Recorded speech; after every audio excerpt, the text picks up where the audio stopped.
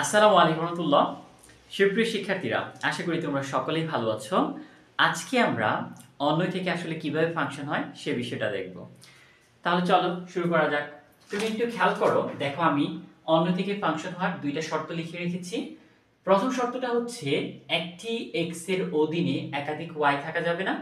2 নম্বর শর্তটা হচ্ছে কোনো x ফাঁকা থাকবে না।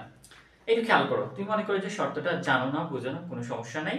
বাট আমি তোমাকে এই বিষয়টা বোঝাবো ম্যাঙ্গোস থিওরি দিয়ে। তার মানে কি, আম গাছের থিওরি। বিষয়টা কি, আমি আম গাছের থিওরির মাধ্যমে বিষয়টা তোমাকে বুঝাবো।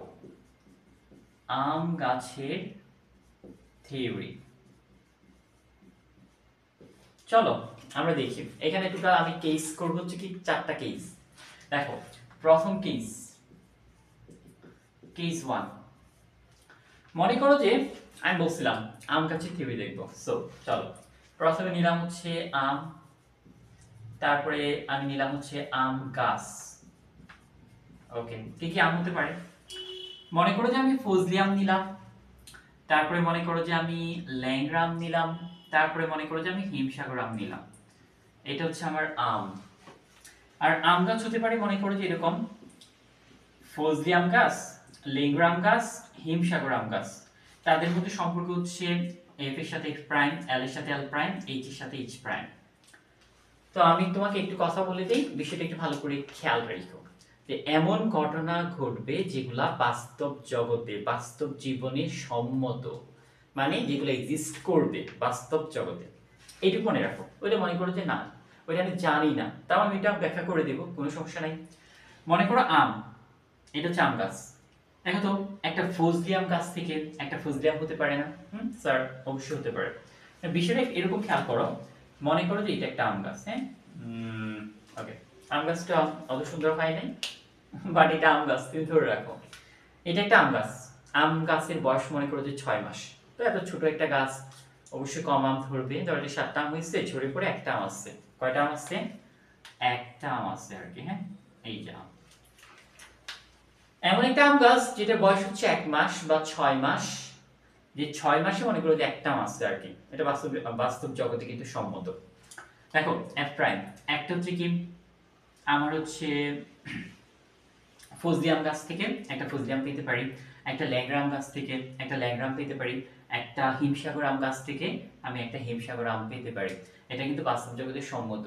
তার মানে এটা একটা ফাংশন। এটা কি স্যার? ফাংশন। এখন চলো শর্তের সাপেক্ষে তোমাকে দেখাই। দেখো, বলছে একটা এক্স এর অধীনে একাধিক ওয়াই থাকবে না। তার মানে এটা হচ্ছে কি এক্স এর উপাদান, এটা হচ্ছে তোমার ওয়াই এর উপাদান। দেখো তো, একটা এক্স এর অধীনে কিন্তু একটা ওয়াই আছে, একটা এক্স এর অধীনে একটা ওয়াই আছে, একটা এক্স এর অধীনে একটা ওয়াই আছে। তার মানে কিন্তু আমাকে প্রথম শর্তটা এক্সিস্ট করতেছে। আর কোনো এক্স ফাঁকা থাকবে না। দেখো, কোনো এক্স কি ফাঁকা আছে? নাই। তারপরে চলো আমরা এখন দেখবো হচ্ছে কি কেস হচ্ছে 2। ওকে, তো এইখানে যে আমি কেস 2 লিখলাম, এটা ভালো করে বুঝবা। এখন আমি এখানে একটা একটা করে আম নিচ্ছি। এখন যদি এরকম হয় আর কি, মনে করো যে ফজলি আম আছে 2টা, F1 F2, হিমসাগর আম আছে মনে করো যে একটা, আর ল্যাংড়া আম মনে করো যে আছে একটা। এটা হচ্ছে কি তোমার আম।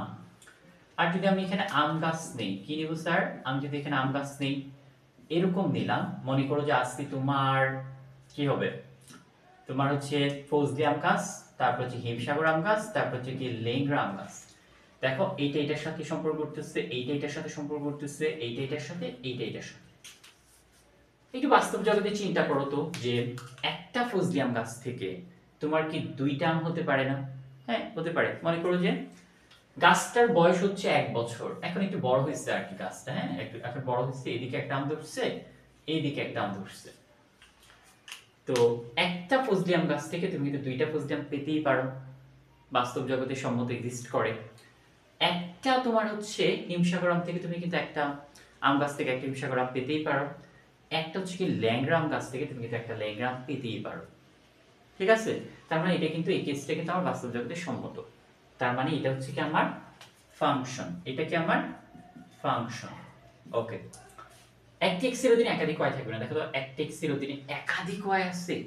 দেখো, একাধিক ওয়াই নেই কিন্তু, F1 এর জন্য F প্রাইম, F2 এর জন্য কিন্তু আমার F প্রাইমই। এখানে তো একাধিক ওয়াই নেই, একটা কি এখানে যাচ্ছে যে, দেখো 2টা ফজলিয়াম একটা ফজলিয়াম গাছ থেকে হয়েছে। তার মানে এটা হচ্ছে আমার কেস 2। এখন আমরা আসলে যে বিষয়টা দেখব, চলো। কেস হচ্ছে 3 স্যার।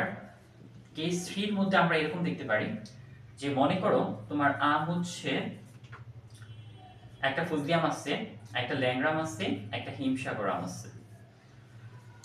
এখন মনে করো যে এখানে ফজলি আম গাছ আছে 2টা,